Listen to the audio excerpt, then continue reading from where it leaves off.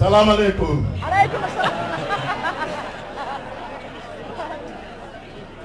I am still learning Somali, but after 6 months, I'll be fluent. It is a great day for me. One of the most emotional and most important days since I assumed these responsibilities 1 year ago. It is important, emotional, because I am participating and witnessing the formation of tomorrow for Somalia.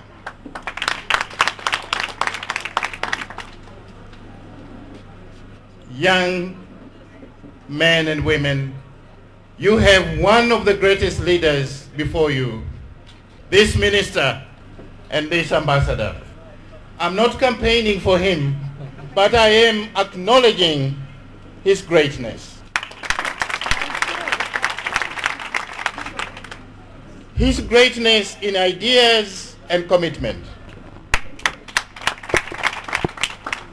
He has done something which nobody has done in the field of education in the past 20 years. There have been scholarships, there have been students, there have been ministers, but he is the first one to extend scholarship in a fair, transparent, and equal manner. He is giving opportunity to every young man and every young woman, to every boy and to every girl,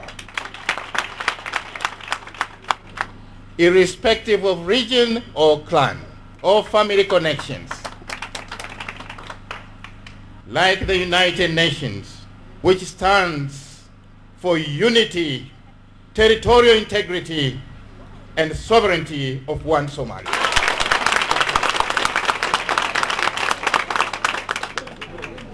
The ambassador, you know, ambassadors normally they hold functions, they invite you to parties, but he has done something no other ambassador I know has done.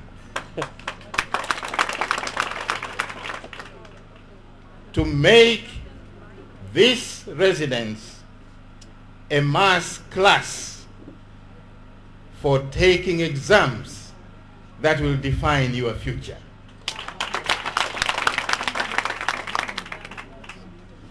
To both leaders, I want to thank them very much. But also I want to thank the Somali business community, the elders and members of the Somali community who are here today, not only to give solidarity to our young people, but for their contribution in kind and in spirit to come here and be with these young people to give them encouragement. Now let me come to you young people. Before I say that, I want to pay honest tribute to your parents and especially your mothers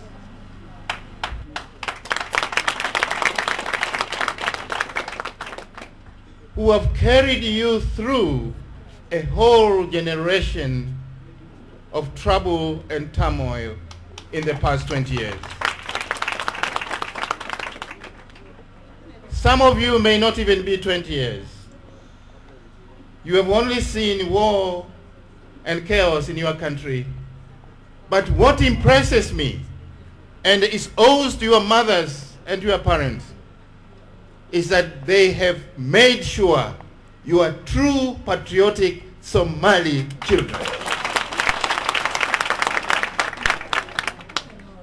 You are not only speaking the language and showing your cultural values, but you have become true patriots even when your country is going through difficulties. I also want to pay tribute to the Somalis who are in the diaspora. Some of them are with us here today, who are a role model to you and who have come, like this professor is, that's his profession, and come to work for you. This is the most impressive thing, I'm telling you, not only for Somalia, but in Africa.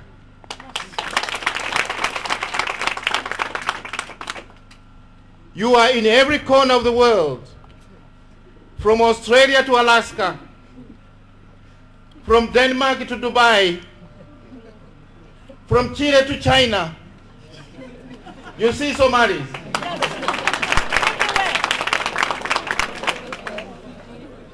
But they are all patriots. They are all dedicated to one Somalia. Now, for you young people, to me, you represent three things. You represent the resilience of Somalis. Whatever the hardship, you can survive. You represent the determination of the Somali people. You are determined and nothing can stare you. And you represent hope.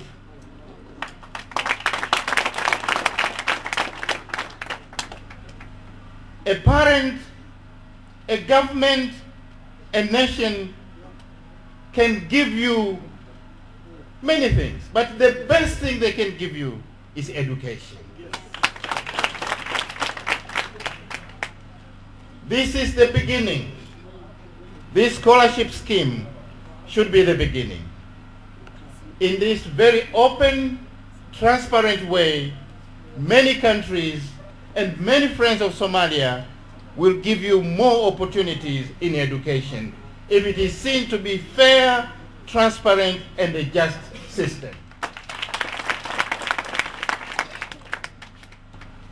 In my role as representative of the United Nations, for example, right now we are telling the world to help us fight the drought. Now, from today, I am going to be telling the world that give us education opportunities for the young generation.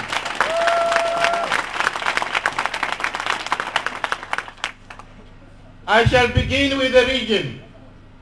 They have universities, open universities for Somali students. I will tell people in North America, in Europe, in Australia, give us money to educate these students. If not in your country, let them be educated in the region.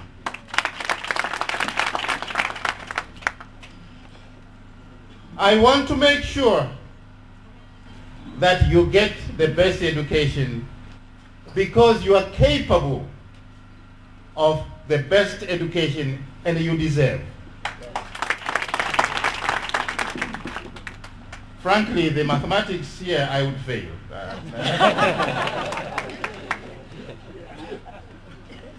But Somalis, I'm not flattering you.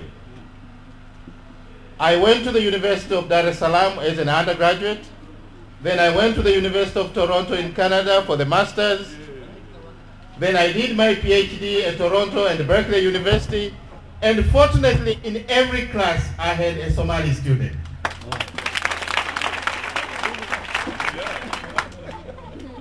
Even in my country, Tanzania, not only did I have Somali students in Canada and in the United States, but the Somali students were among the top 5.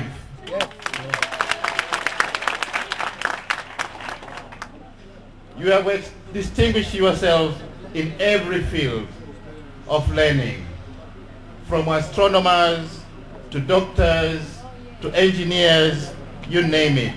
You are capable of doing it. Let's give you the chance. And this is the beginning. Thank you very much.